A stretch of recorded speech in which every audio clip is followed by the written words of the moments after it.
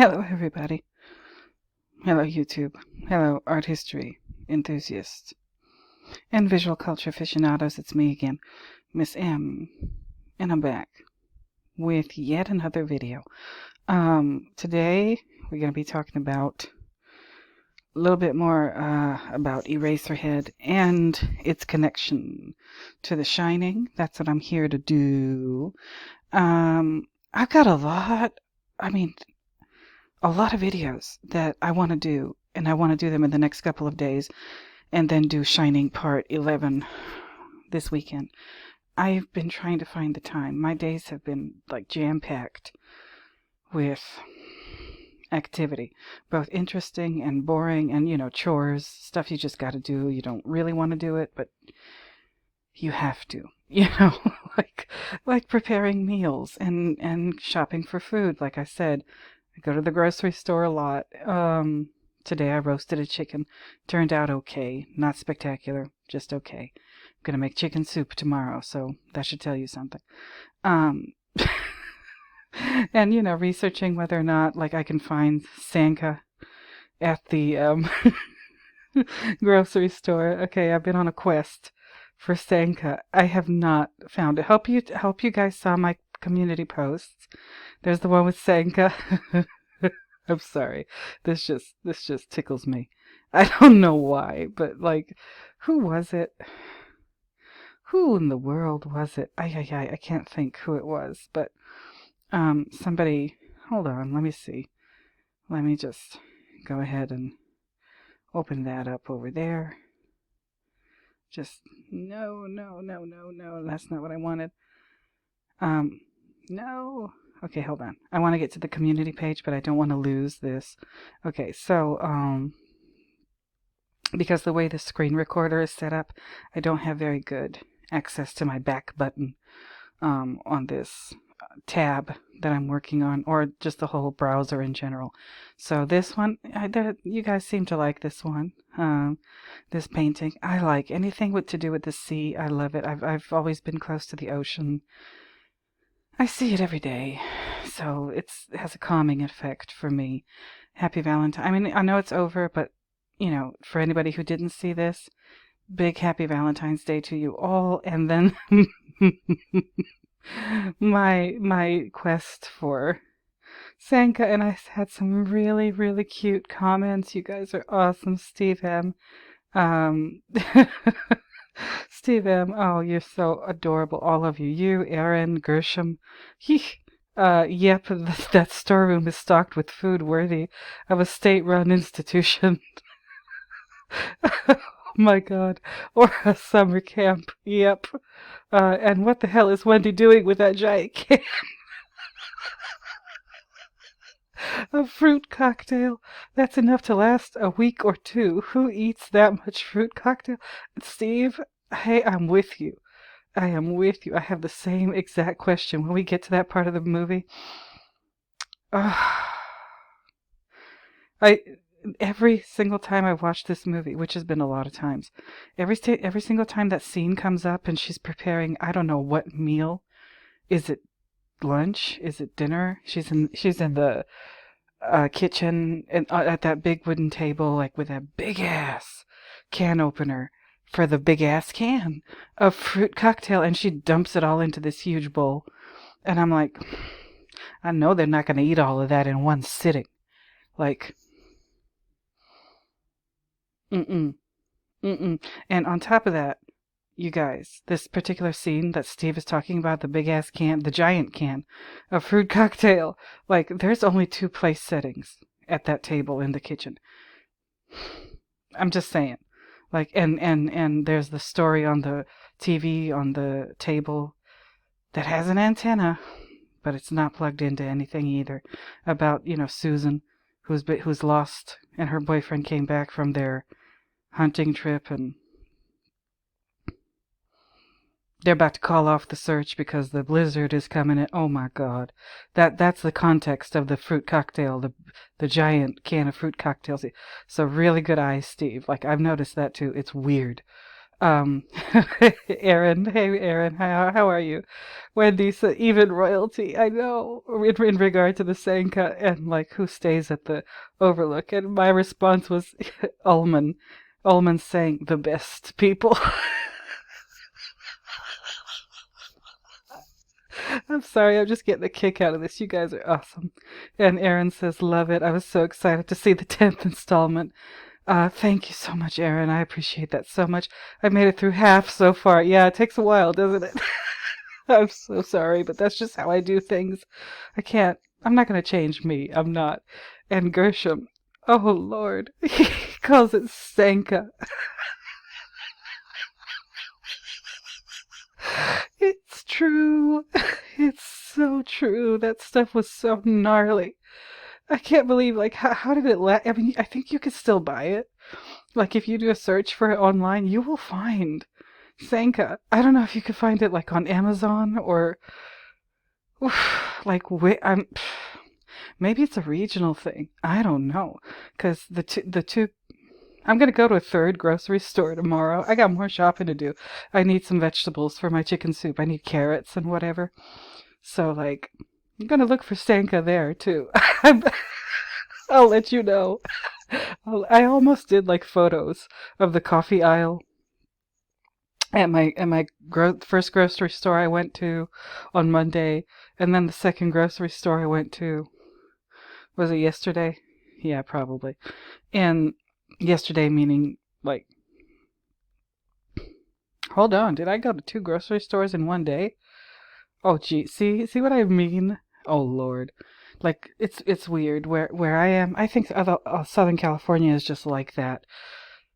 Like you go to different grocery stores for different stuff. Like I go to my beautiful local Mexican grocery store, and I'm usually like the only non-Hispanic person there, and that's okay. I'm cool with it. I mean, but like it's a very limited selection of items, but it's still like they have everything you need, right? And the ethnic foods aisle is just awesome. They have beautiful, beautiful things like my favorite tea, my favorite loose tea, Twinings, Earl Grey. I get it at my Mexican grocery store. And then I go to a big name chain grocery store that's kind of pricey, but it's definitely not Bristol Farms or Gelson's. That's where I get like, a little bit more bougie stuff. And then I go to a discount grocery store. That's the third place. And then that's where I'm going tomorrow for my carrots and celery and whatever. I'm going to look for the Stanka there. I will let you know. I will let you know if I see it there. I doubt it, though. And then there's like the little mom and pop grocery stores that are still in operation, but they are dying out. Like, they're going the way of the dodo bird. Yeah.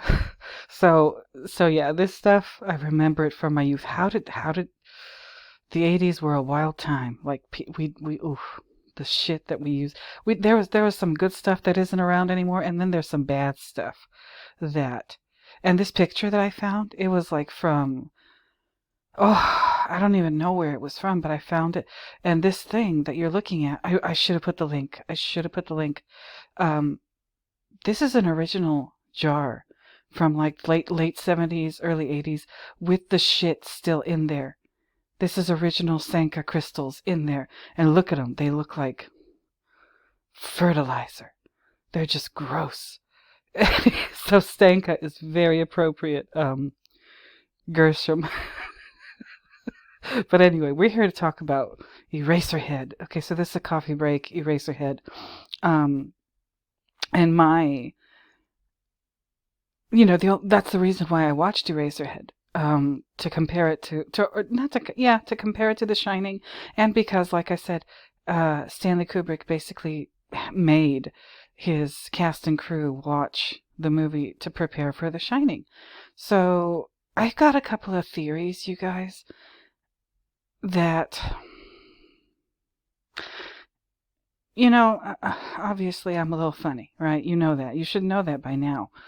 And when I watch a movie or look at a work of art or read a novel or a short story or something, or even a TV show, or, even the news. I just don't take it at face value. I don't, I wouldn't call myself a conspiracy theorist, but I am aware of, the whole world's a stage, that kind of thing. You can't, I'm not going to just believe something or just take it at face value without thinking about it at least a little bit. I don't know why that is. Maybe it's my ethnicity. Maybe it's the way I was raised. I come from some very suspicious ass people. So maybe that's why. But Eraserhead, like David Lynch did a number on everybody when he made that movie, including Stanley Kubrick. It's looking like. So I found three articles. This one I'm not going to read. You can read it. I'll put it in the description. But this is from the Criterion website. It's called A Weekend in Lynchland. This is from 2018. Okay, and I guess they have a little thing every year. What is it called? It's in here somewhere. Oh, you know what? Before I get going, hold on. I'm sorry. I forgot my church announcements. Returning viewers, thank you for returning. New viewers, thank you for being new. Subscribers, all 339 of you, thank you for subscribing. I appreciate it so much. Please don't forget to like, comment, subscribe, and share the videos if you want to. And with emphasis on the liking part, because apparently, allegedly, it's supposed to help me with, get into the quote-unquote algorithm. I don't know. I just don't know how this works anymore. But I am having fun, which is the most important part. So that's it for church announcements. I just talked about the Stanka, and thank you. I'm stealing that, Gershom. I'm going to call it that from now on. Stanka. Yes. Who makes this shit? Oof. I don't know. Instant misery. That's what they should call it. Not instant Stanka. I'm sorry, Stanka. This looks like, oh my god, this jar. I found it, like I said, on a I think it was like one of those collectible things, or like an antiquing thing, and somebody found it, or somebody was selling it. I don't know if it's an active listing, but this thing looks like Indiana Jones found it somewhere in Sri Lanka. The Sanka from Sri Lanka. Oh Lord. Oh my goodness. Can you imagine Nicki Minaj rhyming that? That would be awesome. But anyway. So I did my church announcement. Let's go. Alright, so this thing. Alright, I'm not gonna read this, but it's called the damn thing's called. This festival, this Lynch Fest.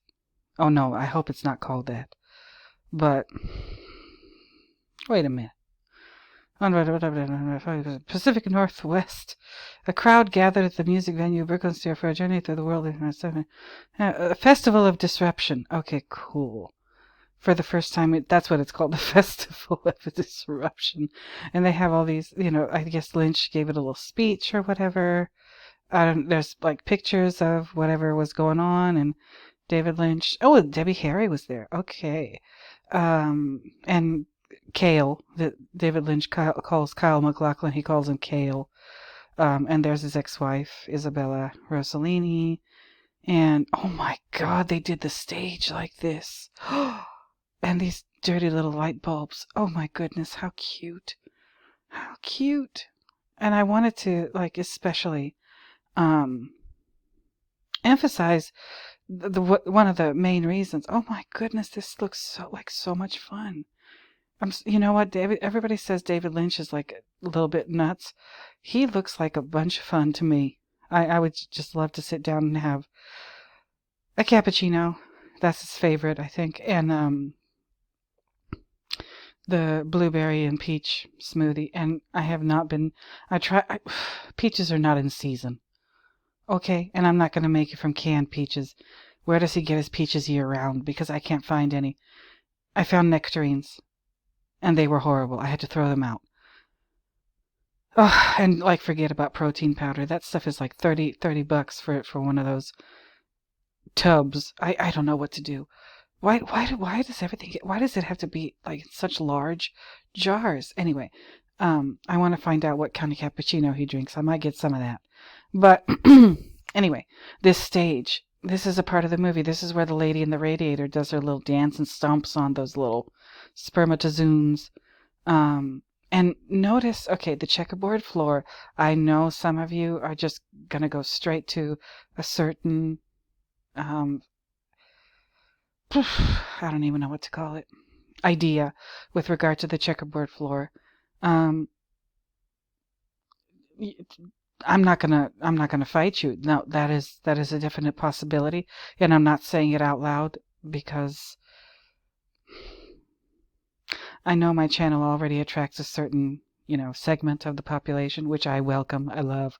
But I think y'all don't need me to explain this to you, the checkerboard floor. I think you already know. And then there's this like nest in the front, the floodlights, but they're not floodlights. They're just like these dirty ass light bulbs. Kind of. I guess I need to look out for the dirty light bulbs in the movie, eh? And then these black pillars, and you can't see the top of them, which is really interesting. They're covered by these curtains. Okay, the top of them would let you know like what kind of pillars or columns they are. Sorry, uh, I can't. Doric, Ionic, whatever, in the Greek orders of columns, like for temples and whatever. I don't know why they're covered up, but that's interesting. Maybe he's saying it doesn't matter what order the pillar or the column comes from. It's about whatever, because these pillars, I can't help but think of Greek temples when I see these. And I think David Lynch might feel the same way. And it's a stage, and the stage is flanked by these Greek pillars. And the Greek pillars or columns, I don't even know what to call them. I think they're columns. They have their own, their origins are in ancient Egypt. Okay? I don't know. I just don't know. And then these black curtains and everything. This one little bit from, this where the lady in the radiator does her little dancey dance and her little song, everything in heaven, everything is fine. And she stomps on the spermatozoons. I am thinking, I'm going to go back to the Wikipedia I'm not going to read the plot again. I already did that in my initial reaction video. But the lady in the radiator,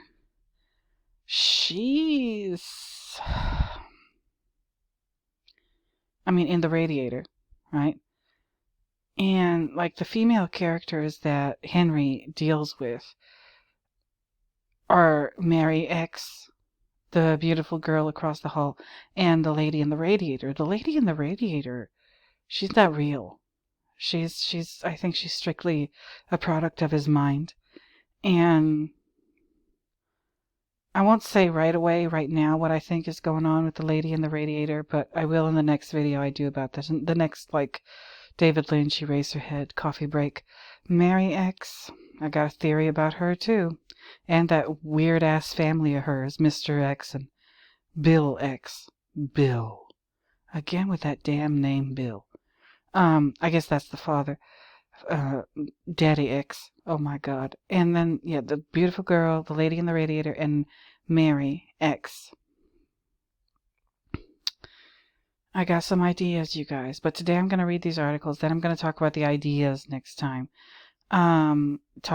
This part of the Wikipedia thing talks about Kafka and Gogol, as influences for the Eraserhead script. And I'm not going to read through this because I don't have that kind of time and I don't want to bore you that much. And this is really interesting to me, though, that David Lynch had previously studied for a career as a painter. That is like out of this world, to me, right? This says pre-production,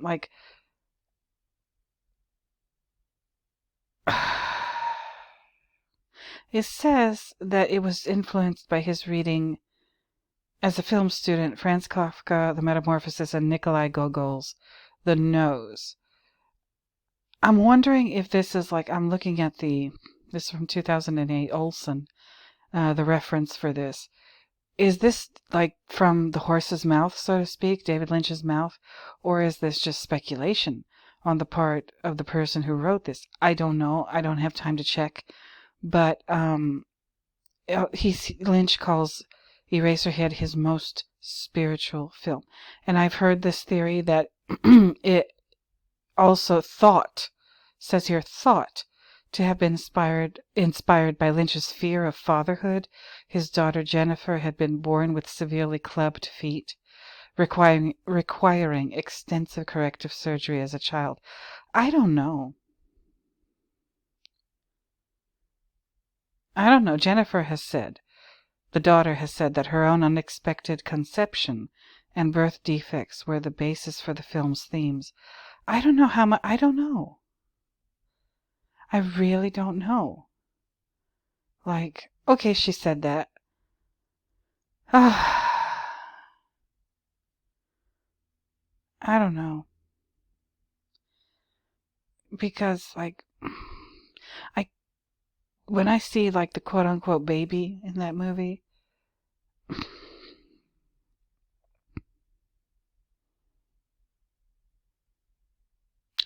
I don't know. I'm gonna have to look at this some other time. But, and this is like, he always says this cryptic shit. Like, Lynch, he said that, where is it? Lynch confirmed in an interview with Metro Silicon Valley that the film came together, quote unquote, came together when he opened up the Bible, read one verse from it, and shut it.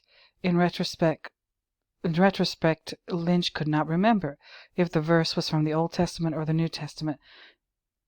Does it tell us which one? That would be helpful. My God. What the hell? Again, I need to do like a little more about this. I have some theories, y'all. I don't know if they've been done before, but I'm just going to put them out in my next video. This one, like I said, I'm not going to read this. I just wanted this for the visual of the stage, which is, whew, it's a lot. This is why we're here today, okay? Before I get to this, like I said, I've got like 2 or 3 videos that I want to do this week, all right? Me and Tankard. Hey, Tankard, how you doing?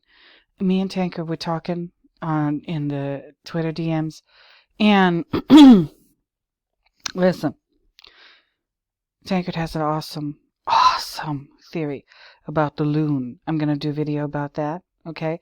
Tankard, I found this woman, the loon woman, this Native American tale of the loon woman. Going to do it in my loon video. And it's birds, the loon, specifically the loon. And I'll talk about it when I get to it. Tankard knows what I'm talking about. And Tankard, just for reference for now, just to set you up for later, yes, there are loons in Colorado. I looked it up. I looked it up. Okay, and then after yes, Looney Tunes, that's right. And my next video after the loon video is going to be non-alcoholic beverages in The Shining. And this is ice cream. Awesome website, The Complete Guide to Kubrick's The Shining and How to Think Like a Stanley. This is the list of brands in The Shining. So I don't have to like do any more guesswork. I can just look up all the beverages, alcoholic, non-alcoholic. There are a bunch of them. It is going to be a good ass time. So you guys stay tuned. But this is why we're here today. Okay. This is why we're here today. The scene Stanley Kubrick stole from David Lynch film Eraserhead. This is from 2021, this article. It's from Far Out magazine. I think I've used their articles before in some of my more recent videos. But this is not a long article, so I'll just go ahead and read it for you. I was so interested when this article is a little bit misleading, but it doesn't matter. When I saw this, I said, ooh, which one? Which one? On the surface, here we go. On the surface, the iconic film directors David Lynch and Stanley Kubrick don't share too much in common, with the former dedicated to fragmented experimental tales, and the latter focused on meticulously crafted stories. Though, just as filmmakers have borrowed and learned from each other's films throughout the history of the genre, Stanley Kubrick's The Shining owes a lot to the strange, nightmarish terrors of David Lynch's Eraserhead. Lynch's debut feature is certainly an enigmatic one, playing out more like a 90-minute dream sequence following Henry Spencer, Jack Nance, a man trying to navigate modern life, tussling with his angry girlfriend and difficult family. With the jury out as to what the film truly means, theories suggest fears of urban isolation, fatherhood, and sexual repression, though don't hold out for Lynch's explanation, as he's stated many times that he'll never reveal the meaning. That is why I am so suspicious of this thing where Jennifer Lynch said that her own unexpected conception and birth defects were the basis for the film's themes. I just don't know. Because, if Lynch has said, yeah, no, he'll never reveal the meaning, then, why is she saying that? I just don't know what to think, but whatever. Released just 3 years before the release of Stanley Kubrick's horror classic The Shining in 1980. Okay, good, 1980. I haven't totally lost my mind. Starring Jack Nicholson, Eraserhead made a significant impact on the influential director, marking Lynch's film as one of his very favorites. Did you all hear that? Did you all hear that? One of his very favorites. In conversation with Mario Orsatti in 2020, David Lynch elaborates on this, commenting, "It wasn't one of his favorites, it was his favorite." I can see why. I can see somebody somebody like a Stanley, why he would like Eraserhead so much. It's kind of obvious to me, but y'all let me know in the comments what you think. So inspired by David Lynch's idiosyncratic vision that Stanley Kubrick imbued the same sense of style into his own 1980s horror, even appropriating a direct scene for use in The Shining. Eager to capture the same sense of ethereal dread as Eraserhead, Kubrick mimicked the use of sound and lingering shots in his own film. Excuse me. Particularly during the bathroom scene in room 237 that recalls Henry Spencer's own visit to his neighbor's room 27, right, in Lynch's film. I made a comment about that when I did my thing over here. Is everything fine in heaven? The only thing missing is the 3. The only thing missing is the 3. Slowly descending into psychological torment, Jack Torrance enters into the iconic, eerie room 237 to discover the body of a woman horribly decayed. Backing away from her in terror, this sequence recalls the scene in Eraserhead when Henry goes to the hall to see his neighbor with another man. Both scenes are shot in the exact same way, depicting the lead characters backing away slowly before a sudden jump cut to Henry's deformed baby in Eraserhead and Danny's silent terror in The Shining. Oh my God. Is Danny like the Eraserhead baby? What's going on here? Utilized in both films for a similar evocation of dread, Lynch's influence on Kubrick goes beyond this, as the director of The Shining even ordered his actors and film crew to watch Eraserhead before they started filming so that everyone on set was on the same tonal page. Stanley Kubrick certainly achieves this, detailing the crumbling psychology of a man slipping into madness, punctuated by unsettling sound design and experimental imagery. That's where the loon comes in, okay? We're going to talk about that later this week. But yeah, sound design and experimental imagery. If it hadn't been for Eraserhead, The Shining might not have been quite so iconic. I don't know why they make this conclusion here. That's the end of the article. The Shining would have been great no matter what. But what I'm really impressed with is Stanley Kubrick, at this point in his career, he was an experienced film director. He was an experienced artist with a very, very, solid idea of the way he liked to do things and what have you. And at that point, David Lynch was in his early 30s. Okay, when he did Eraserhead. And Eraserhead, took forever to do because of, I guess he couldn't gather up enough money. And he was, painting houses to make a living at the time. and whatever money they could scrape together, they put it towards Eraserhead. Yeah. So I guess this is Lynch's first feature film. And Kubrick, like an old hat at this point in his career, after The Shining, he only made 2 more movies. He made Full Metal Jacket and Eyes Wide Shut. Like, hello. And he could look at a brand new, I guess first, I don't know if it's first time, but a young director in the early part of his career. Stanley Kubrick could look at somebody who's just starting out and learn from them. That tells me that his ego was not like an issue. If he felt that he could still learn from somebody younger and much less experienced than him, like, that is just so admirable to me. I don't know, like, what you guys think. Let me know in the comments. But here's the 2, right? Stanley Kubrick, he made 2001: A Space Odyssey. He made Lolita. He made what's the other? Well, Barry Lyndon, and the war movie with Peter Sellers. I can't think of the name right now, but you know what I mean. Dr. Strangelove. Jesus. Yeah. But I have the whole Stanley Kubrick collection.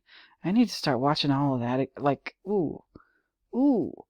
But yeah, so he could learn from somebody who at the time was like much younger than him and more or less basically just starting out as a film director. That to me is so impressive. I don't know why. But again, let me know in the comments. And I found this article. Okay, so we're done with this article. Yeah, so now you know which scene Stanley Kubrick, they should have put quotes around this thing because this is just foul of them, but stole from David Lynch film Eraserhead.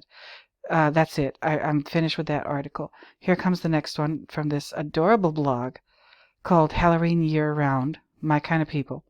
Okay, this one, Nostalgia. And like I said, I'll definitely link to these in my description. Okay, 45 strange facts about Eraserhead. I don't know when this was written, but it's cute, so I'll read it to you. To describe David Lynch's film as experimental would be an understatement. Known for his surrealist art house approach, just about all of his films are the subject of immense film analysis. His very first feature film, Eraserhead, is arguably the most surreal and the most heavily speculated. For those that have seen it, it's a bizarre 90-minute quote-unquote narrative that leaves you both confused but also incredibly intrigued. So in honor of its 45th anniversary, we thought it would be fun to look at 45 strange facts about Eraserhead. Number 1.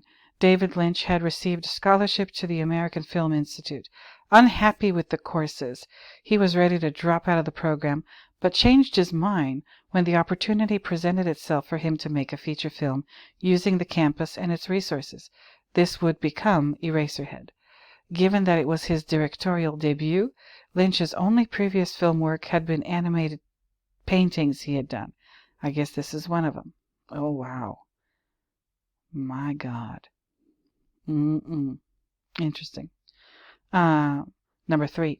He cited Franz Kafka's 1915 novella, Metamorphosis, and Nikolai Gogol's 1836 short story, The Nose, as primary inspirations. I'm going to have to take a look at that. I know I've read The Metamorphosis. I haven't read The Nose by Gogol. I need to take a look at it. Number 4, the first draft was titled Garden Back and was a surrealist story about adultery.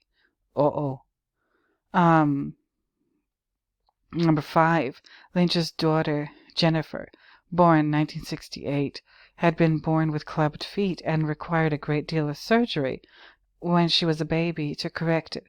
Many have speculated this was partially what inspired the idea of the deformed baby in the film and the parents' fear and anxiety around it. I'm going to have to look into that. I don't know.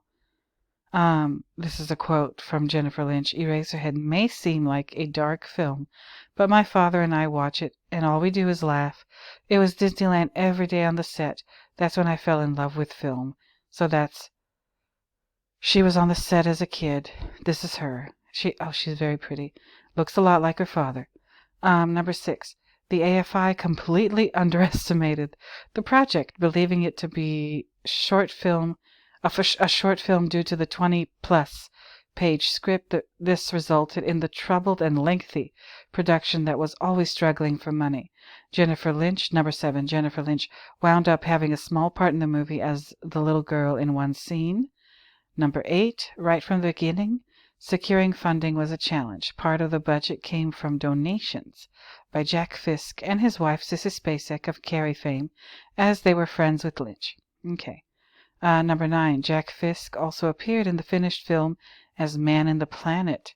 Interesting. That's very interesting. Number 10, the script was only 21 pages, with much of the action being stage direction for scenes without dialogue. Yeah, that movie does not have a whole bunch of dialogue at all. Number 11, much of the film's desolate setting was thought to be inspired by Lynch's own experience living in a rough neighborhood of Philadelphia. I guess this is where he lived, in Philadelphia, which is interesting.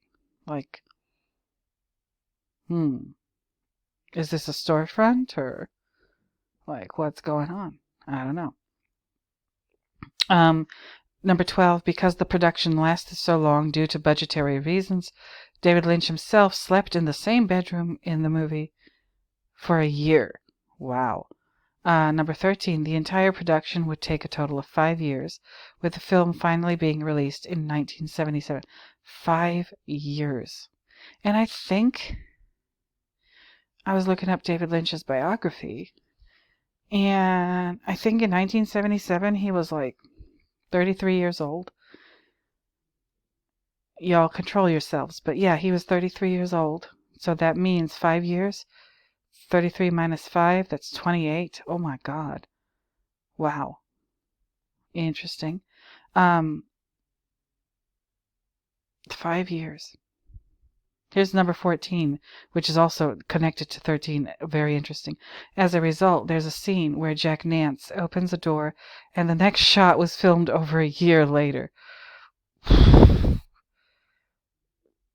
I guess David Lynch wasn't really worried about continuity errors either. Like, I don't see any. But then again, I've only watched the movie once. To his credit, the movie blends everything seamlessly. It sure does. It doesn't look like it took 5 years to make it, but, what do I know? Number 15, despite appearing so desolate, the film's location would later become the Beverly Center Mall. Well, that's interesting. This is just making me want to look up all this stuff. Number 16, during production, David Lynch took up meditating and gave up eating meat and drinking alcohol. Interesting. I mean, I'm not... the reason I'm so obsessed with this, because, like, a lot of artists have this really regimented kind of approach to life.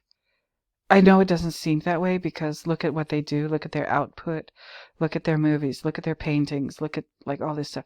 And they're thought of as kind of unpredictable people. Artists are thought of as, like, emotional and weird. No, a lot of them... the ones that I know, I have family who are involved in that. Like, they're a little OCD, the ones I know. And David Lynch sounds like that to me too. Like, every day the same food, every day the same drinks, every day meditation. He's a very, very, like, serious smoker. I didn't know that either. He's like, no, he's like serious about his cigarettes.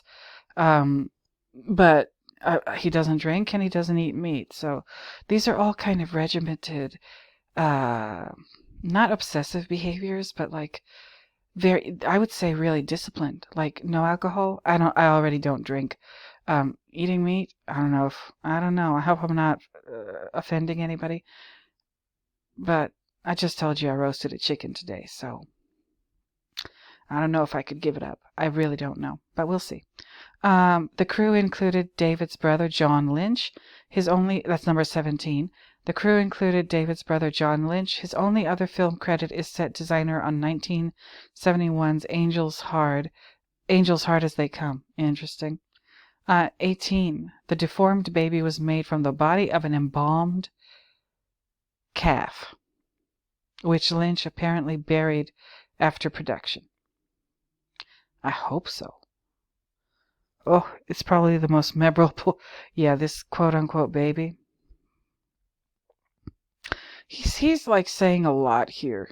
I'm going to have to look up the thing about, the little Jennifer having problems with her feet, but it's about more than that. This baby is just a symbol for something. I don't think it's just a direct story about,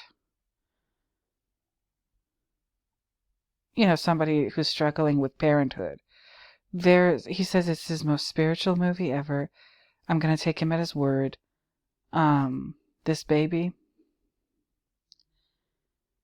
Ay, ay, ay. Ay, ay, ay, ay, ay. Let me just keep going. Number 10. The baby was never given a name in the movie officially, but star Jack Nance, and by the way, I looked up Jack Nance. Well, he was a character too. But star Jack Nance called it, quote-unquote, Spike. And it stuck among the cast and crew. So they call this thing Spike. Oh, Lord. 20. Nance's own wife, Catherine Coulson, did his hair for the movie. The process of getting it so frizzy was painful, and Nance and Coulson joked that it was partially responsible for their eventual divorce. Okay. Number 21. Coulson even worked as a waitress during production and gave her salary to the movie's production. Well, that was nice of her. Wow. Whoever was involved with this thing, like they were serious about it. Another interesting fact, number 2. This Coulson person, Nancy Coulson, not Nancy Coulson, Catherine Coulson, even worked as a waitress during and she would also go on to play, number 22, she would also go on to play the log lady in David Lynch's Twin Peaks. Number 23, his unique hairstyle is similar to David Lynch's own hair, which many see as not a coincidence. Wait a minute. This is David Lynch on the left here. He's not sporting his signature coif yet in this, I guess, time period of his life. So I don't know what they're talking about. Lord, I don't know. Take all of this any way you want to. I don't know what to think about it. Yeah, I think this is a cute, one of those list articles, and I'm reading it. Number 24, when David Lynch and Jack Nance were making the large head for the baby, they worked on it in Lynch's backyard. His neighbors saw it and referred to it as that big egg. Okay. Number 25, in addition to writing, directing, and producing, David Lynch worked on the film's music, art direction, production design, sound effects, and editing. All right. Number 26, during production, Lynch started experimenting with playing dialogue backwards. Granted, it was never used in this movie, but he would later use it for Twin Peaks decades later. Decades? Okay. We have Eraserhead to thank for getting this iconic scene in Twin Peaks. Okay. Number 27. Initially, the film was 20 minutes longer, but David Lynch cut out a few scenes for pacing. All right. Number 28. Upon release, Eraserhead received mixed and negative reviews, with many not really understanding it. Yeah, I can see why, but still, a lot of people are very close-minded, and people who should know better, too, which is that I just don't understand that. Number 29. Variety magazine called the film, quote, a sickening bad taste exercise, end quote. Really? The review's not technically wrong, but it was sort of the point of the movie. No, I don't think that's true. I don't think it was the point of the movie. I don't think it was a sickening bad taste exercise. Personally, I think he's using, again, mythology and possibly religion, like Christianity or just the modern religions, Christianity, Judaism, Islam, And probably along with, like I said, Greek mythology and heaven knows what else. And he's making a commentary using that on the modern world that we live in that we think is like so awesome. It's not so awesome. I think that's what David Lynch is saying. He's saying that the world that we live in, something is wrong with it. Something is really seriously wrong with it. But let me just keep going. Number 30. Despite this, it was a box office success, grossing $7 million on a mere $10,000 budget. 10,000. It took them 5 years to like scrape together. Well, I guess inflation wasn't back then what it is now, so you could do a lot with $10,000 back then. You could buy like a couple of cars in the 70s with $10,000. Like, my goodness, maybe at least 3 cars. I don't know how that translates into other stuff at the time, but whatever. Number 31. Over time, audiences started to reappraise and appreciate the movie. I hope so. Number 32. To date, it holds a 90% rating on Rotten Tomatoes. 90%, that's an A. Okay? The Shining is like in the 80s. I think it's like 85%. I'm not sure. But there you go. Number 33. Stanley Kubrick screened Eraserhead at the start of The Shining's production to get everyone into the right mood. All right. Both movies are known for having a slew of theories trying to interpret them. Yeah, and why y'all think that is? Kubrick. Number 34. This is... we saw it in this article? And we saw it in this article too. Number 34. Kubrick even once told Lynch that Eraserhead was his favorite movie. I need to watch it again, I guess. I mean, I love it, but I need the first viewing, not enough. Number 35. In 2004, the movie was added to the National Film Registry at the Library of Congress. Okay. Number 36. To date, David Lynch won't comment on what the movie means or what it's trying to say. He has always preferred to let the film speak for itself. See, again, that's why I just don't understand the Jennifer statement about her, her health problems when she was a baby. Is she betraying her father? Like, I don't think she would do that. I don't think, no, they seem to like have a good relationship if they watch the movie together. Yeah, I'm just gonna leave it at that for now. Number 37. That said, most have interpreted the film to represent the fears and anxieties around parenthood. Why? Just because there's a quote-unquote baby? That thing is not a baby. Okay, something has been birthed, something has been brought into the world, like a baby has. With Mary, hello, listen carefully, with Mary's body as a vessel, but that doesn't mean it's a baby. It could be an idea that's embodied by whatever the hell that thing is. Again, next video on Eraserhead. Number 38. The film's lead, Jack Nance, was asked what it means, to which he replied, "You guys get way too deep over this business. I don't take it all that seriously. It's just a movie." Really, Jack Nance? Who's no longer on this plane of existence. And it says in this caption of this film, there is a humorous irony to him working on this movie so long but never really thinking what it was about. There sure is. Like, it's just a movie. Ooh, I really don't like it when people say that. I really don't like it when people say that. Lord. Yeah, even him. Number 39. Given its less than stellar opening night, Eraserhead was subsequently shown as a midnight feature, where it fared much better. Interesting. 40. When Eraserhead got worldwide distribution, David Lynch already signed the agreement wearing paint-stained overalls because he was still working his day job as a house painter. Can you imagine if, like, you could tell that story to people, like, or maybe your parents or grandparents or whoever, like somewhere in Los Angeles had David Lynch paint their house. That, yeah. I wonder if he paints his own house. Never mind. Let's keep it going. Number 41. In a rare moment where he opened up about the movie, David Lynch claimed that Eraserhead was his most spiritual film in 2007. Wow. Yeah, this is quite a movie. And that's why I think there's so much mythology and religion and possibly like philosophy going on in the movie. He's telling a story not necessarily in a cryptic way, but he's telling it in an indirect way. How about that? That's my assessment.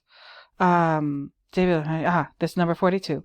David Lynch was hired by producer Mel Brooks to direct The Elephant Man after Brooks was so impressed from watching Eraserhead. I've seen a little bit of The Elephant Man. I've never watched it all the way through. I never knew that David Lynch was the director. Never.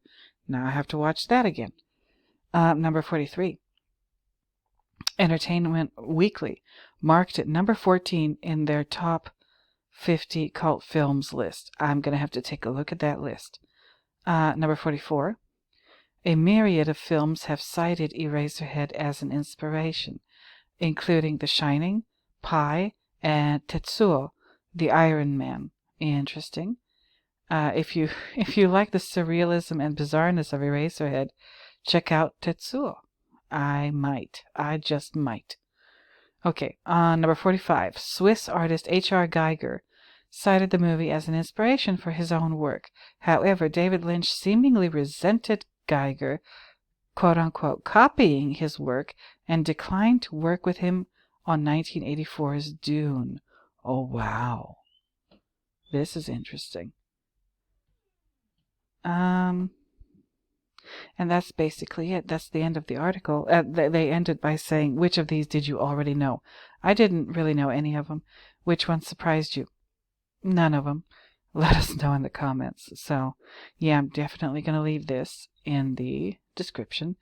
And I want you guys to let me know, what do you think about all this stuff? I'm still thinking about this. Maybe next week I'll do another coffee break about this and like what I think the movie is really talking about. I don't know if I'll do screenshots. Possibly.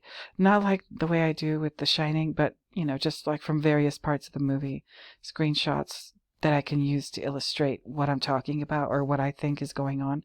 And that's that. So, I need to find a good thumbnail. I'm not going to use that baby. No. They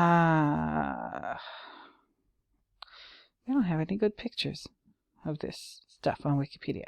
Maybe one of these. Maybe this. My goodness. I have to look up his art now, too. You know I do. Or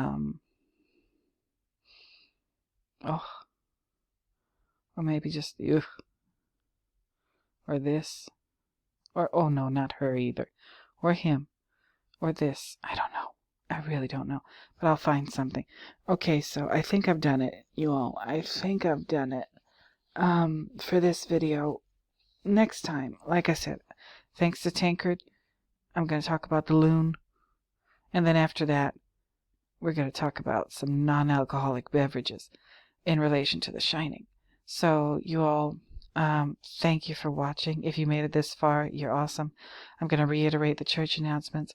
New viewers, thank you for being new. Returning viewers, thank you for returning. The subscribers, thank you for subscribing. Please don't forget to like, comment, subscribe, and share if you're inclined to do so. And that's that. I appreciate anybody watching these, anybody commenting on these. These are my community posts or my social media. Check me out on Twitter and Instagram. Check out I'm gonna have to work on my Spotify playlists. And I'm looking for a new just to tell you while I'm here, I'm looking for a new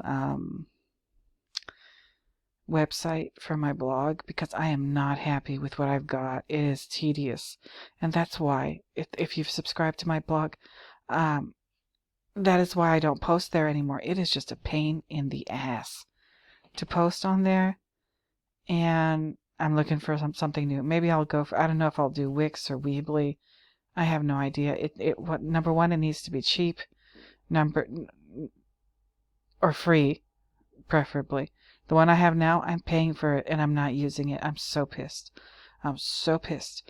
And I want Wix or Weebly because, yeah, I want to do blog posts, but I also, I'm also thinking in the future I would like to monetize what I'm doing with YouTube, with my social media, with blog posts and whatever. So I need something that's easy to use. Like I said, the one I won't say the name of the hosting company or whatever, but it is awful. So stay tuned for that. If you have any suggestions, or if you've worked with Wix or Weebly for a blog or whatever like that, let me know in the comments, or go ahead and shoot me an email. It's right here. It says view email address. Yeah, like write to me. Let me know what your experiences are with stuff like that, to help me out, because I'm just at wit's end. I would do blog posts at least once a week if it wasn't such a damn chore to do it and whatever. But never mind that. You guys, thank you so much. Once again, I appreciate it so much. So until the next video on these gorgeous birds, the loons. Oh my goodness, they're beautiful. Until the next time, when I find yet another reason to talk at you, loons, beverages, David Lynch, Stanley Kubrick. I'm still working on that Dali video, Salvador Dali. God help me. Until the next time I find yet another reason to talk at you, I'm going to go ahead and bid you bye-bye. So, bye-bye, everybody.